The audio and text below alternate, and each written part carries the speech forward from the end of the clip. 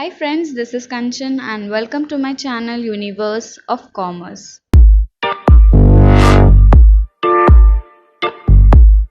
So students, as per schedule आज है Tuesday and second shift का लेक्चर है दैट इज इको। तो चलिए वीडियो की तरफ बढ़ते हैं।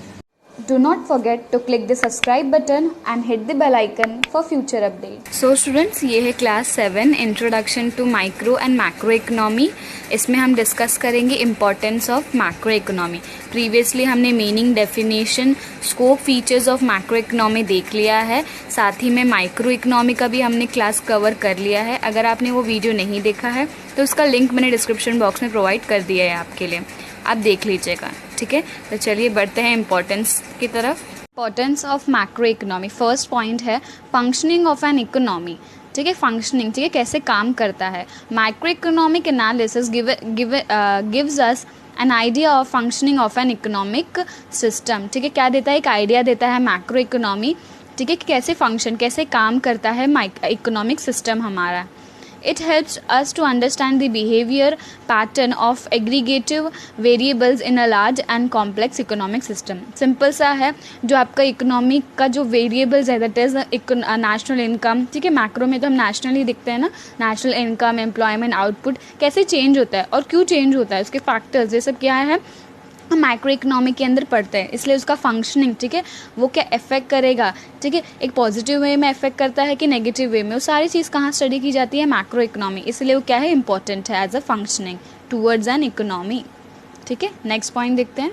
सेकेंड है आपका इकोनॉमिक फ्लक्चुएशन। ठीक है, क्या कह रहा है ये देखिए, क्यों इंपॉर्टेंट है ये। Macro economics helps to analysis the causes of fluctuation in the income, output and employment. मैंने कहा था ना आपको कि fluctuation is nothing but changes. ठीक है, जो चेंजेस आते हैं, अप होता है, कभी कभी डाउन होता है, तो ये क्यों होता है, कॉजेज उसका देखा जाता है। ठीक है, किस में देखा जाता है, एनालिसिस किया जाता है, स्टडी किया जाता है, दैट इज मैक्रो इकोनॉमी में स्टडी किया जाता है। कौन से फैक्टर्स हो सकते हैं, एलिमेंट्स हो सकते हैं, that is income, output and employment. ठीक है, and makes an attempt to control them और रिड्यूस देयर सर्विटी। ठीक है, क्या देखा जाता है कि किस तरह अगर वो इंक्रीज़ हो रहा है, डिक्रीज़ हो रहा है, तो उसको कंट्रोल किया जाए। ठीक है, बैलेंस बनाया जाए, अगर ज़्यादा है तो उसको रिड्यूस किया जाए। सब किस में देखा जाता है, मैक्रो इकोनॉमी में ही स्टडी किया जाता है।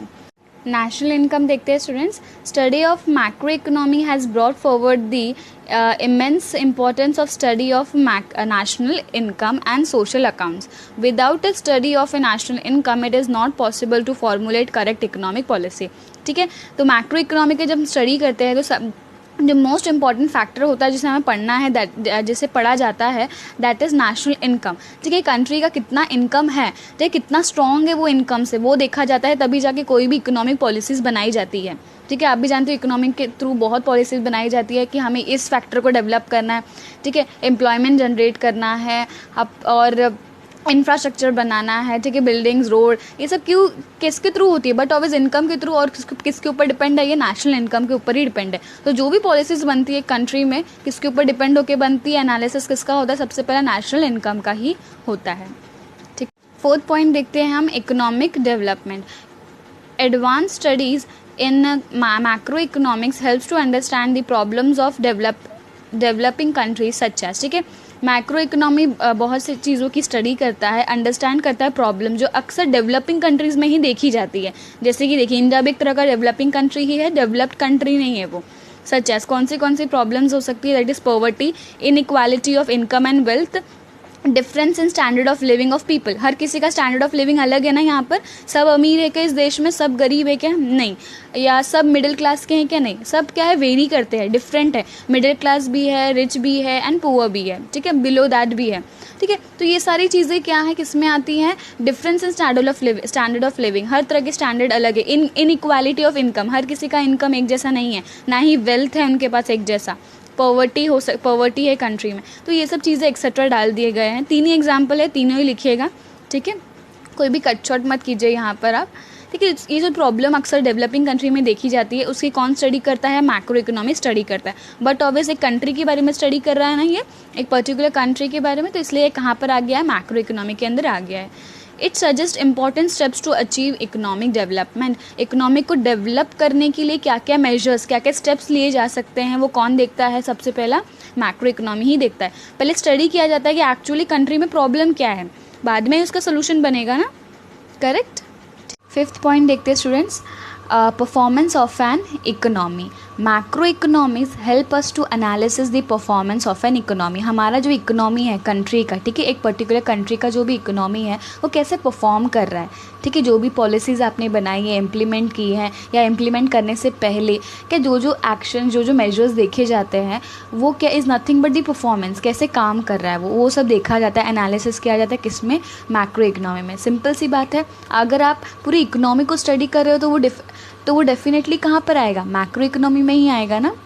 नेशनल इनकम ब्रैकेट में NI दिया है, तो आपको याद रखना है नेशनल इनकम का जो शॉर्ट फॉर्म लिखते हैं हम लोग, दैट इज़ NI। तो कभी भी आपको आए तो आपको याद रखना है कि NI is nothing but national income. Estimates are use to measure the performance of an economy over time by comparing the production of goods and services in one period with that of other period. क्या होता है one period, एक particular period होता है, एक time period बना दिया जाता है कि इस टाइम पीरियड से लेके इस टाइम पीरियड तक। जैसे कि हम लोग क्या करते हैं, सेंसेक्स लेते हैं ना, जनगणना जिसे बोलते हैं, तो उससे कंपैरिजन होता है ना कि हाँ ये साल में इतनी डेथ हुई थी, ये साल में कम हो रही है, ठीक है, या फिर ये साल बहुत ज़्यादा ग्रोथ हुआ था और ये साल तो इससे भी ज़्यादा ग्रोथ हुआ है। तो ये कंपैरिजन किया जाता है, ठीक है, परफॉर्मेंस देखा जाता है एन इकोनॉमी का। और वो स्टडी कौन करता है परफॉर्मेंस का, मैक्रो इकोनॉमी ही स्टडी करता है। वो हेल्प करता है जानने में the performance of an economy, जो बहुत ज़रूरी है हर कंट्री के लिए, ठीक है। 6th पॉइंट देखते हैं, study of macro economic variables. मैंने बताया था ना मैक्रो इकोनॉमिक वेरिएबल्स क्या होते हैं, national income, national output, national employment, ये सब क्या है, छोटे छोटे पार्ट्स है इकोनॉमिक वेरिएबल्स के। To understand the working of an economy study study of macro economic variables are important, correct है, ठीक है। अगर आप मैक्रो इकोनॉमी की स्टडी कर रहे हो तो आपको उसकी वेरिएबल्स को भी पता करना चाहिए। Main economic problems are related with the economic variable. अपनी इकोनॉमी का जो मेन प्रॉब्लम रिलेटेड किससे रिलेट करता है, इकोनॉमिक वेरिएबल से ही, इनकम से, ठीक है, आउटपुट से। देखो लिखा है यहाँ पर, such as behaviour of total income, output, employment, general price level in the economy. जो भी कुछ इकोनॉमी को चला रहा है उनकी स्टडी नहीं करेंगे तो और किसकी करेंगे स्टडी, राइट। इसलिए इकोनॉमिक, उनको और कुछ नहीं कहा जाता, क्या कहा जाता है, इकोनॉमिक वेरिएबल ही कहा जाता है किनको, जिससे इकोनॉमी चल रही है। That is economic income, that is total income, output, employment, general price level etcetera, बहुत सारी चीज़ें आती हैं इसमें। गॉट इट स्टूडेंट्स, तो उसकी स्टडी करना इंपॉर्टेंट है। लेवल ऑफ एम्प्लॉयमेंट देखते हैं, लास्ट पॉइंट आपका। Macro economics helps to analysis the general level of employment and output in an economy, ठीक है। एम्प्लॉयमेंट देखा जाता है जनरली कि क्या चेंजेस है, कितने हाई है, कितने लो है, जो भी पॉलिसीज़ बनाई हैं हमने, क्या वो इम्प्लीमेंट कर रही है कि नहीं कर रही है बराबर, सब चीज़ किस में मेजर किया जाता है, मैक्रो इकोनॉमी, और वो भी एग्रीगेट के फॉर्म में, ठीक है, टोटल के फॉर्म में। इंडिविजुअल की यहाँ स्टडी, एम्प्लॉयमेंट की स्टडी नहीं की जाती है, गॉट इट, एग्रीगेट एम्प्लॉयमेंट की ही स्टडी की जाती है।